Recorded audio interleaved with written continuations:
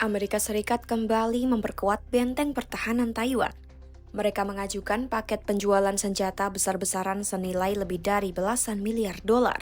Suntikan bantuan ini difokuskan pada senjata yang bisa menjadi perisai sekaligus pedang bagi Taiwan untuk menjaga wilayah mereka dari ancaman luar. Lalu senjata apa saja yang masuk dalam daftar bantuan militer AS ke Taiwan kali ini? Simak selengkapnya dalam video berikut.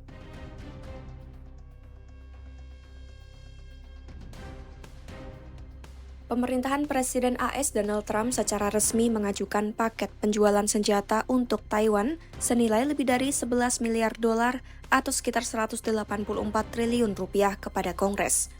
Langkah ini menjadi suntikan militer terbesar bagi Taiwan yang kini tengah bersiap menghadapi potensi invasi dari Cina yang telah lama dikhawatirkan.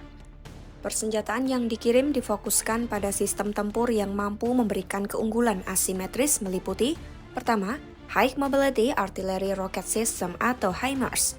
Melansir Army Technology, HIMARS merupakan anggota terbaru dari keluarga sistem roket peluncur ganda MLRS yang dirancang untuk menghadirkan daya tembak besar dengan mobilitas tinggi. Sistem ini dikembangkan sejak 1996 oleh Lockheed Martin Missiles and Fire Control. HIMARS dipasang pada sasis truk beroda sehingga lebih ringan, lebih cepat dipindahkan, dan lebih fleksibel dalam operasi.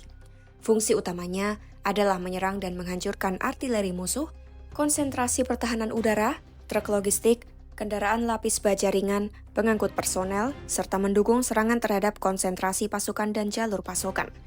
Konsep operasinya mengandalkan taktik shoot and scoot, yaitu meluncurkan roket lalu segera berpindah lokasi dengan cepat sebelum posisi peluncuran terdeteksi musuh. Dari sisi sistem kendali tembakan, HIMARS mewakili kemampuan pengisian otomatis dan otonom seperti pada MLRS.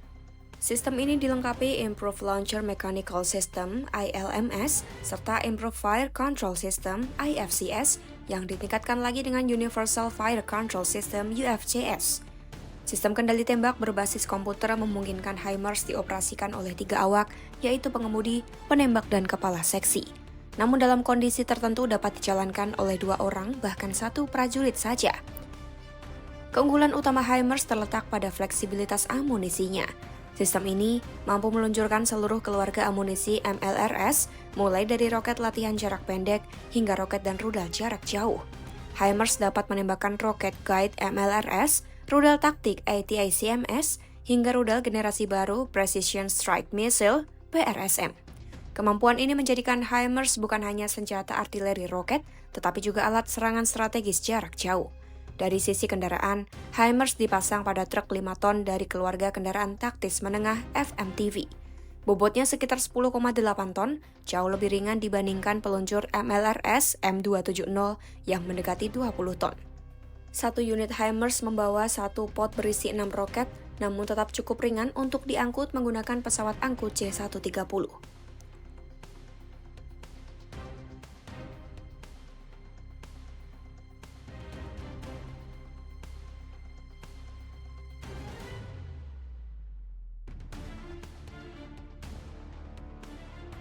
Selanjutnya, Howitzer M109A7 Paladin.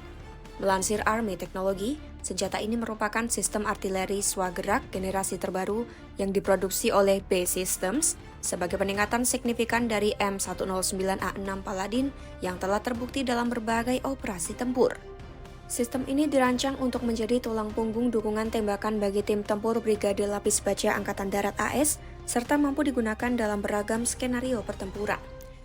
Sistem itu menggunakan sasis yang sama dengan kendaraan tempur beroda rantai Bradley dan dilengkapi arsitektur digital terpadu. Awak berjumlah 4 orang mengoperasikan kendaraan ini yang memiliki panjang sekitar 9,7 meter, lebar 3,9 meter, tinggi 3,3 meter, dan berat tempur maksimum sekitar 35,4 ton. M109A7 dilengkapi sistem kendali tembakan digital onboard, sistem navigasi posisi terintegrasi, serta komputer dengan program diagnostik yang komprehensif. Dari sisi persenjataan, Paladin M109A7 dipersenjatai meriam M284 kaliber 155 mm dengan dukungan M182A1 serta dilengkapi sistem pengisi amunisi otomatis. Meriam ini mampu menembakkan proyektil dengan laju tembak konstan 1 peluru per menit dan laju tembak maksimum hingga 4 peluru per menit. Jangkauan tembaknya mencapai sekitar 22 km menggunakan proyektil standar dan hingga 30 km dengan proyektil berbantuan roket. Sistem ini juga kompatibel dengan amunisi presisi, termasuk proyektil Excalibur dan perangkat pemandu presisi lainnya. Untuk perlindungan, M109A7 mengandalkan kemampuan tembak dan lari guna mengurangi risiko terkena tembakan balasan artileri musuh. Kendaraan ini dilengkapi sistem pemadam kebakaran otomatis, perlindungan tambahan bagi penembak, serta lapisan baja yang ditingkatkan. Dalam hal mobilitas, M109A7 ditenagai mesin bertenaga 675 tenaga kuda dan menggunakan transmisi otomatis L3 HMPT 800. Kendaraan ini memiliki kapasitas bahan bakar 549 liter, kecepatan maksimum di jalan sekitar 61 km per jam, dan jarak tempur hingga 300 km. Selain itu, howitzer ini mampu menyeberangi genangan air sedalam 1,07 meter, melewati parit hingga 1,8 meter, serta menaklukkan kemiringan medan yang curam.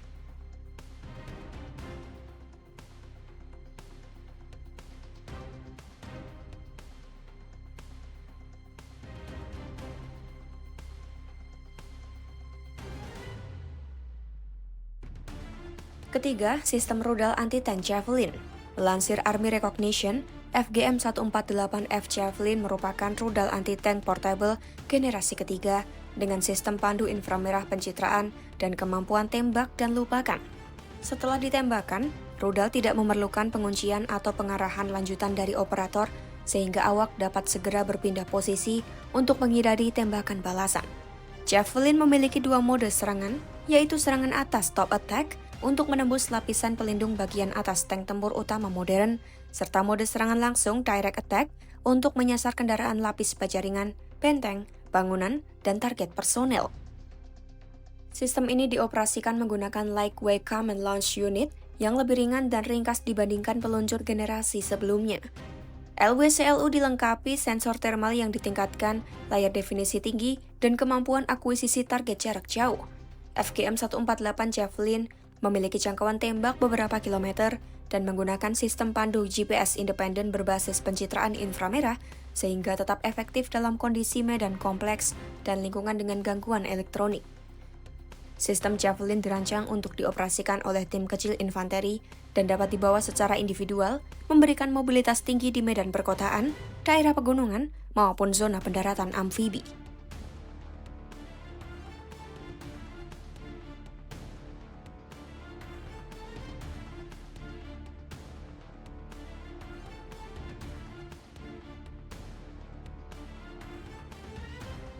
Kemudian sistem senjata Top Launch Optically Tracked Wire Guided atau disingkat TOW. Melansir situs Raytheon Technologies, TOW adalah rudal anti lapis baja jarak jauh yang dirancang untuk menghancurkan tank tempur utama, kendaraan lapis baja, bunker, serta target pendaratan amfibi.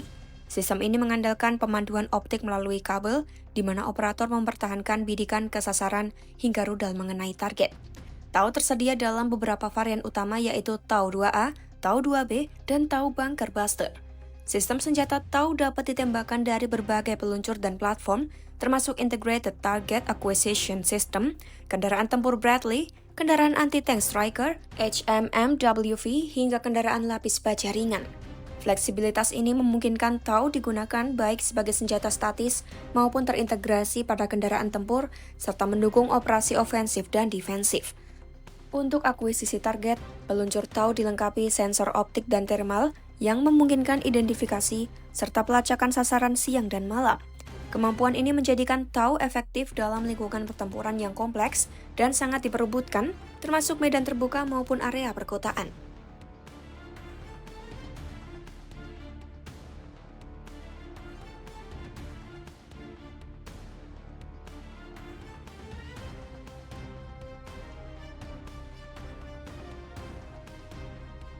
Terakhir, drone kamikaze Altius. Melansir Army Recognition, Altius 600M merupakan amunisi jelajah atau drone kamikaze buatan AS yang dikembangkan dari platform UAV Altius 600 dan kini diproduksi oleh Anduril Industries. Drone ini dirancang sebagai sistem multimisi dengan kemampuan serang presisi jarak jauh, khusus untuk operasi satu arah di mana wahana akan meledak saat mengenai sasaran. Berat rangka pesawat Altius 600M sekitar 12 kg, dengan kapasitas muatan antara 3 hingga 7 pon, tergantung konfigurasi misi. Dari sisi kinerja, Altius 600M memiliki daya tahan terbang hingga 4 jam dan jangkauan serangan maksimal mencapai 400 km dari titik peluncuran. Drone ini dapat diluncurkan dari berbagai domain mulai dari kendaraan darat. Altius 600M mengusung desain modular yang memungkinkan penggunaan berbagai jenis muatan. Sistem kendali Altius 600M mengandalkan platform Lattice milik Anduril yang memungkinkan tingkat otonomi tinggi dan operasi berbasis jaringan. Satu operator dapat mengendalikan dan mengoordinasikan beberapa drone sekaligus dalam satu misi. Dalam operasi, Altius 600M dapat diprogram untuk berpatroli di area tertentu sambil mendeteksi emisi radar atau target visual yang telah ditentukan. Jika sasaran terdeteksi, sistem akan memberi peringatan kepada operator untuk melakukan konfirmasi atau langsung mengotorisasi serangan.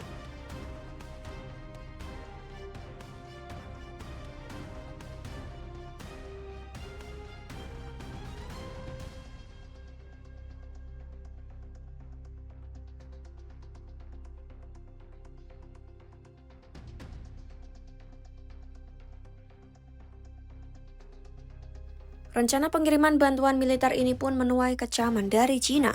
Melalui Kementerian Luar Negeri China, Beijing mendesak Washington segera menghentikan apa yang disebutnya sebagai tindakan berbahaya. Juru bicara Kementerian Luar Negeri China, Ko Jiakun, menyatakan penjualan senjata dalam skala besar itu akan melemahkan stabilitas Selat Taiwan dan mengirim sinyal yang salah kepada kelompok pro kemerdekaan Taiwan. Menurut Beijing, persenjataan Taiwan justru mendorong kawasan menuju konfrontasi militer dan risiko perang. Pemerintah Cina pun menegaskan akan mengambil langkah balasan untuk melindungi kepentingan nasionalnya. Beijing juga kembali menekankan posisinya bahwa Taiwan merupakan bagian dari Cina dan penyatuan kembali tetap menjadi tujuan utama, termasuk dengan penggunaan kekuatan militer jika diperlukan. Itulah spesifikasi sejumlah alutsista yang akan dikirimkan AS untuk Taiwan sebagai bantuan militer. Tinggalkan pendapatmu di kolom komentar. Ikuti terus perkembangan konflik Cina versus Taiwan hanya di YouTube Kompas.com.